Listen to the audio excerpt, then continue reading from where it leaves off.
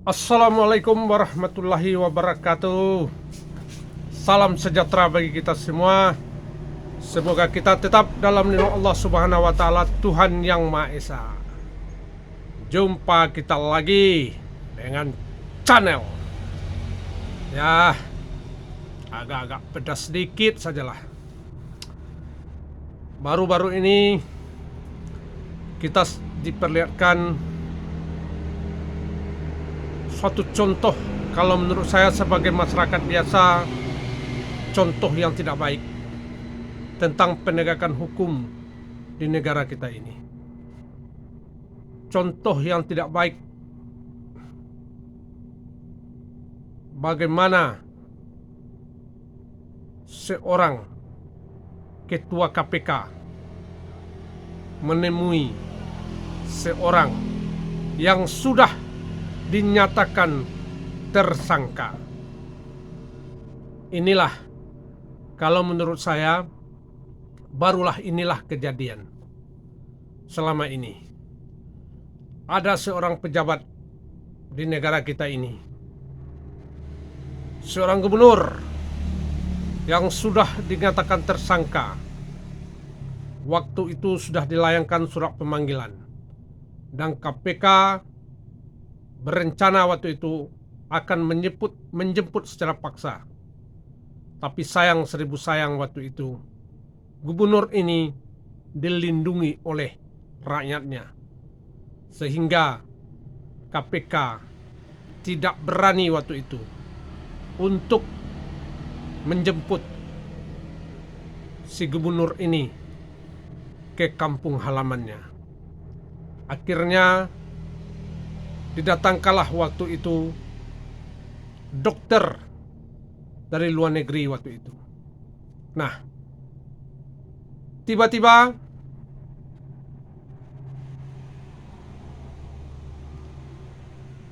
ketua KPK mendatangi kediaman si tersangka ini, si gubernur ini. Nah, inilah yang menjadi pertanyaan bagi banyak masyarakat. Terjadilah pro dan kontra, bahwa para pengiat korupsi sangat mengkritik keras apa yang dilakukan oleh seorang ketua KPK ini. Tak pernah terjadi ada ketua KPK mendatangi seorang yang sudah dinyatakan tersangka. Dan kita juga harus ingat, KPK menyatakan seorang tersangka tidak main-main. Dan KPK selalu mengatakan seseorang dinyatakan sudah tersangka sudah mempunyai dua alat bukti yang kuat. Tapi untuk seorang Lukas NMB lain ceritanya. Jadi, kalaulah saya mengibaratkan, KPK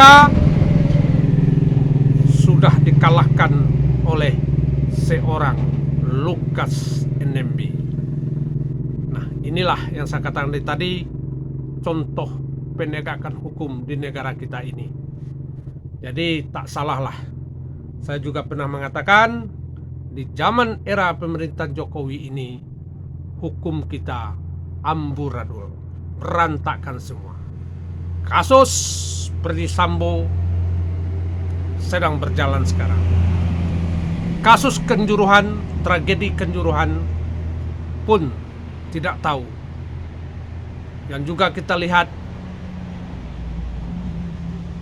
bahwa rekomendasi dari pemerintah, rekomendasi dari HAM tidak dihiraukan oleh PSSI. Ditambah lagi penangkapan seorang jenderal yang diduga terlibat kasus narkoba.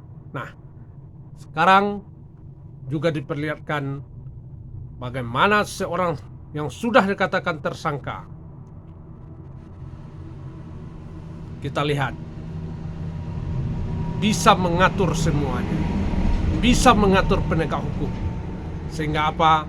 sehingga seorang ketua KPK pun mendatangi si tersangka ini. Nah, inilah yang tak pernah, kalau menurut saya, tak pernah terjadi selama KPK ini ada.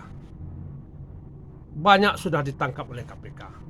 Bupati, wali kota, gubernur, menteri, jaksa, hakim, semua sudah. Tapi tidak pernah saya lihat diistimewakan. Cuma satu yang diistimewakan sekarang ini. Siapa itu? Itulah si Lukas NMB ini. KPK kalah oleh Lukas NMB. Jadi kalaulah kita lihat dengan adanya kasus ini, Pasal 27 Undang-Undang Dasar 1945 ayat 1 tidak berjalan. Apa bunyi ayat 1? Semua warga negara bersamaan kedudukannya di depan hukum. Nah, dengan kasus Lukas NMB ini, barulah kita diperlihatkan bahwa hukum itu bisa dipermainkan, bahwa hukum itu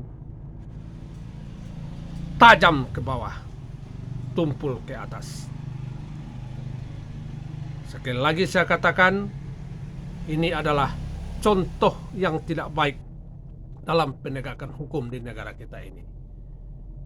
DPR sebagai pengawas di negara kita ini, sebagai fungsi pengawasan, panggil ketua KPK, tanyakan ada apa ini, kok sampai-sampai seorang ketua KPK mendatangi rumah kediaman seorang yang sudah dinyatakan sebagai tersangka.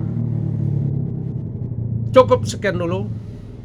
Lebih dan kurang saya mohon maaf. Kesempurnaan itu hanya milik Allah Subhanahu wa taala, Tuhan yang Maha Esa. Assalamualaikum warahmatullahi wabarakatuh.